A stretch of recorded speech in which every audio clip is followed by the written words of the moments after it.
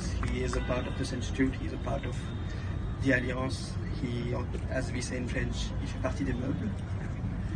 So I would request His Excellency now to felicitate Mr. Kouchik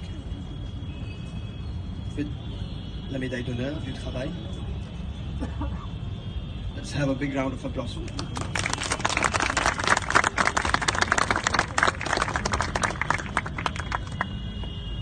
I think I shall say a few words before bestowing the medal. I want to thank you on behalf of the French Republic. You're going to be conferred in a few seconds, a few minutes, Médaille d'honneur du travail.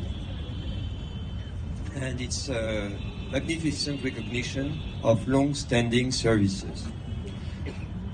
But before that, for all of us, many of you already know you very well, I would like to say a few words about your early connection with France, French language and French literature. Mr. Chatterjee, at that time you had already earned a bachelor's degree in humanities, and that was 1976, if I'm correct, when you started learning French, and you did so after reading a wonderful poetry recueil by Charles Baudelaire, Les Fleurs du Mal, and hopefully in a translation done by an eminent Bengali author whose name is Udaib Basu. Such was your love for our language at that time that you stood first among all students in Asia, which, I've been told, a score of 88.5, which 98? Sorry for that.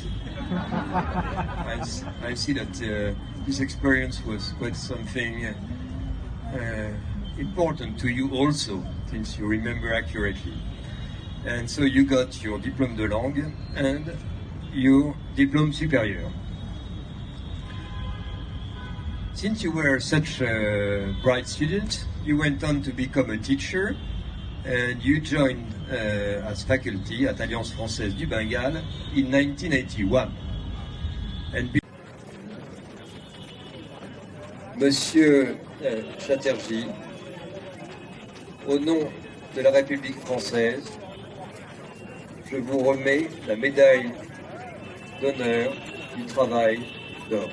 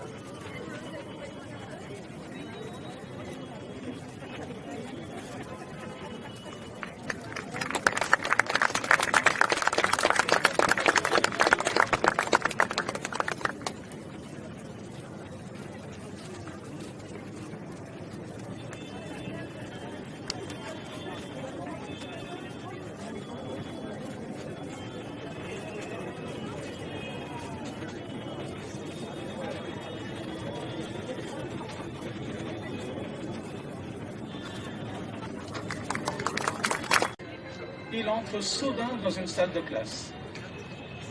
Le professeur en question fait de la temporalité française avec ses étudiants de niveau supérieur. Son Excellence regarde le tableau où le professeur a écrit quelques mots et dans tout cela, quelque chose attire l'attention de son Excellence. Dimension déictique.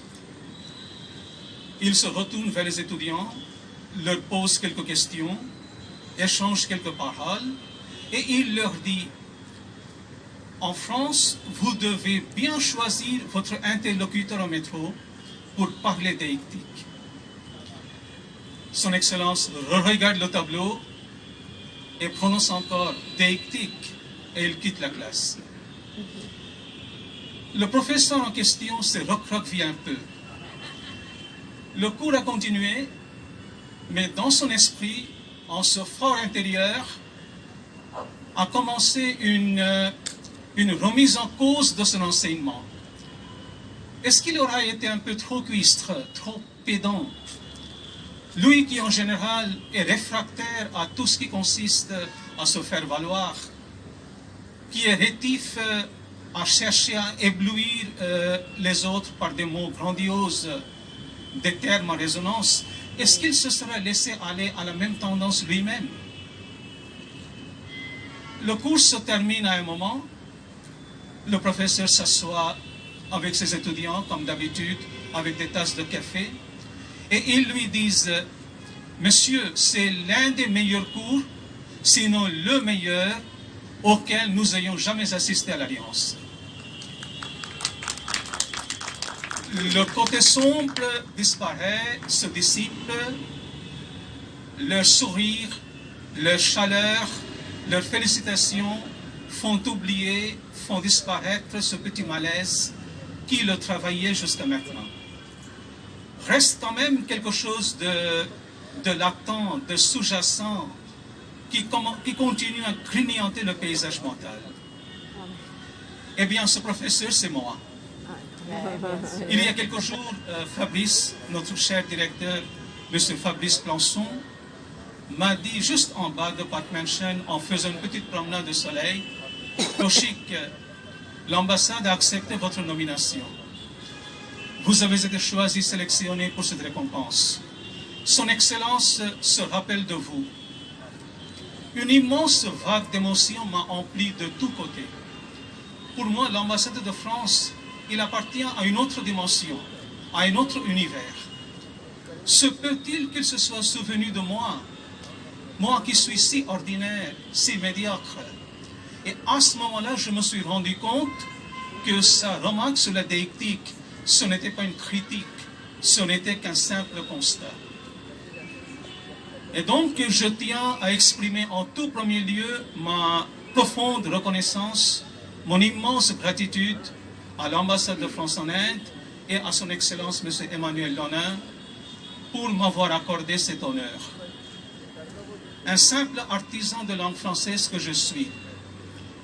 La langue française qui est, sinon la plus belle, du moins l'une des plus belles langues du monde.